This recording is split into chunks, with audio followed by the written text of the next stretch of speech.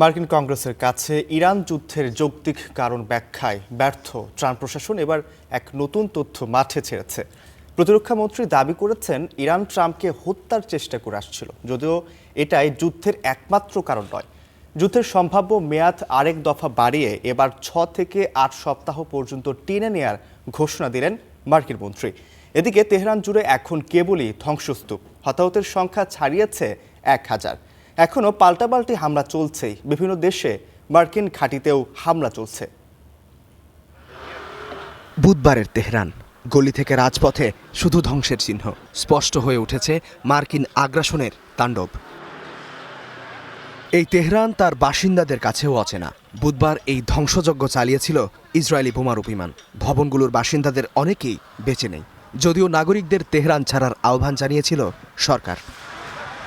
ধ্বংসস্তূপের উপরে দাঁড়িয়েই নামাজ পড়েছেন বাসিন্দারা। 5 দিনে হামলা হয়েছে 2000 বার। এর মধ্যে আছে পারমাণবিক স্থাপনা, তেল শোধনাগার, বিমানবন্দর সহ বেসামরিক স্থাপনা। ধ্বংস হয়েছে অন্তত 17টি জাহাজ। ইসরায়েলের দাবি, তেহরানের আকাশে তাদের F-35 বিমান ইরানের একটি Yak-130 ধ্বংস করেছে। তাই এলো ইনোভার, যেন আপনি লাইফে থাকেন রেডি প্রতিদিন। Innova, designed for now. এর মধ্যেই যুদ্ধ জয়ের আগাম বার্তা দিয়েছে মার্কিন প্রতিরক্ষা মন্ত্রী পিট হেগসেথ। একই সঙ্গে যুদ্ধ লম্বা হবার মতো পরস্পর বিরোধী ঘোষণাও ছিল তার কণ্ঠে। তারা জানে না যে তারা ধ্বংস হয়ে গেছে। নিশ্চিতভাবে আমেরিকা জয়ী হচ্ছে। প্রেসিডেন্ট ট্রাম্প যেমনটি বলেছিলেন, আমাদের সাফল্য নিশ্চিত করতে যতটা সময় লাগবে ঠিক ততটাই নেব। America is winning. শুরুতে 24 বা 48 ঘন্টা, এরপর 1 সপ্তাহ, তারপর 3 কি 4 সপ্তাহ। এবার পেন্টাগন বলছে 6 কি 8 সপ্তাহে গড়াচ্ছে সংঘাত, যার অর্থ হলো এই যুদ্ধ আর যুক্তরাষ্ট্রের হাতে নেই। লম্বা যুদ্ধে বাধ্য হচ্ছেন Trump. We set the tone.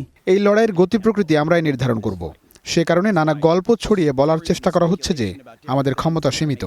আমাদের একমাত্র সীমাবদ্ধতা কেবল কাঙ্ক্ষিত ফলাফল অর্জনে প্রেসিডেন্টের ইচ্ছা। President Trump's desire. কংগ্রেসের কাছে এই যুদ্ধের যৌক্তিক কারণ ব্যাখ্যায় ব্যর্থ ট্রাম্প প্রশাসন এবার এক নতুন দাবি মাঠে ছেড়েছে। We've known for a long time that Iran had. আমরা দীর্ঘ সময় ধরে জানতাম যে ইরান প্রেসিডেন্ট ট্রাম্প ও আমাদের কর্মকর্তাদের হত্যা করার চেষ্টা করছে, তবে এটাই এই অভিযানের মূল কারণ নয়। The imagination, in fact, never raised by the president or anybody else. মূল কারণটি বাস্তবিক এখনও মার্কিন জনগণের কাছে ব্যাখ্যা করতে পারেনি ট্রাম্প। তার প্রশাসনের ব্যাখ্যা ট্রাম্পের নিজের মতোই দুদুল্যমান। ইস্তেহাদুল মাহমুদ, স্টার নিউজ।